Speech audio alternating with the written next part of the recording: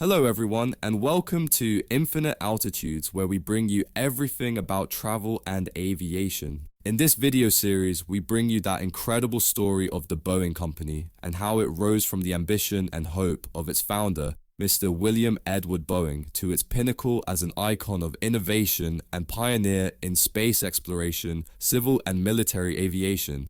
And then the slide down to where it is today, at a decisive crossroad and navigating severe turbulence.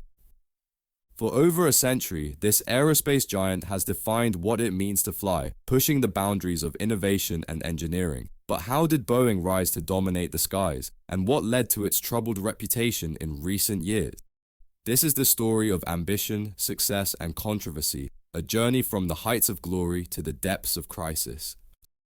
Our story begins in 1916 in a small Seattle workshop where William E. Boeing founded a company initially called Pacific Aero Products Company, but soon to bear his name. It was initially focused on building seaplanes, and their first product was the Boeing Model 1, also called the B&W, after the designers William Boeing and U.S. Navy Lieutenant Conrad Westervelt. The first B&W that was manufactured in June 1916 was made of wood, linen, and wire, and was an improvement over previous planes built by others, and she flew for the first time on the 15th of June 1916. The plane had a cruising speed of 75 miles per hour and could fly 320 miles with a crew of two. Two B&Ws were offered to the US Navy, but went unsold. Later, they were sold to the New Zealand Flying School and were used for New Zealand Express and airmail deliveries. I am wondering how the planes were transported from the US to New Zealand. We hope you are still with us and will support us by subscribing to the channel and liking this video. We also have several more fascinating videos on history of aviation and on iconic aircrafts. Their links are the first thing you will see in the description. Anyway, getting back to Boeing. The B&W was soon followed by the B-1 seaplane in December 1919 and the Cloudster-passenger biplane in February 1921. Boeing quickly distinguished itself with its innovative designs and craftsmanship. By the 1920s, the company was manufacturing military aircraft for the United States during World War I, like the Model C trainer in 1919, BPW-9 in 1924, and the Model 40 in 1927. It was in July 1928 that with the 12-passenger 80, a free-engined biplane, Boeing entered the passenger transportation segment. A few short years later in 1933, they launched the Boeing 247, which revolutionized aircraft design and commercial aviation. It was the first all-metal, twin-engine airliner capable of flying at night and in bad weather. This innovation laid the foundation for Boeing's dominance in the skies. In 1940, Boeing introduced the first passenger airliner with a pressurized cabin, the Boeing 307 Stratoliner, a development based on the B-17 Flying Fortress bomber. Before this, passenger planes did not have pressurized cabins and flying was tedious, unhealthy, and time-consuming. With the pressurized cabin, flying became a completely different experience. Planes could now fly at 20,000 feet, and the days of turbulence and air sickness became a thing of the past. Airline companies began advertising far-away, long-distance destinations, and iconic routes like the New York-London route became within easy reach of many.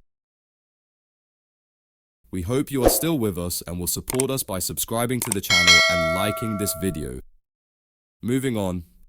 Fast forward to the 1950s when Boeing introduced the 707, the first commercially successful jet airliner. This iconic aircraft ushered in the jet age, shrinking the globe and making air travel accessible to the masses. Airlines lined up to buy Boeing planes, and the company soared to the top of the industry. Boeing's ambitions extended beyond Earth's atmosphere. It was during the 1960s the company played a crucial role in NASA's Apollo program, building the massive Saturn V rocket that carried astronauts to the moon. This cemented Boeing's reputation as a leader, not just in aviation, but also in aerospace innovation. The 1960s saw major innovations in airline industry, and it was also around then that other modern airplanes were developed and introduced into service. Boeing 737 and 747 became icons in their own right and were key players in ushering in modern-day air travel. It was the Boeing 747, the Queen of the Skies, that made long-haul travel to international destinations a reality for everyday travelers. Suddenly, flying across the Atlantic or the Pacific was within reach. This one aircraft redefined what it meant to travel, and in doing so, it brought the world closer together. With its iconic hump and unparalleled passenger capacity, it became a symbol of Boeing's engineering prowess and commercial success. And by the late 20th century, Boeing was the undisputed leader in aviation. But behind the scenes, cracks were starting to form. In 1997, Boeing merged with McDonnell Douglas, a decision that would have far-reaching consequences. Critics argued that the merger marked a cultural shift, prioritizing cost-cutting and shareholder value over innovation and safety.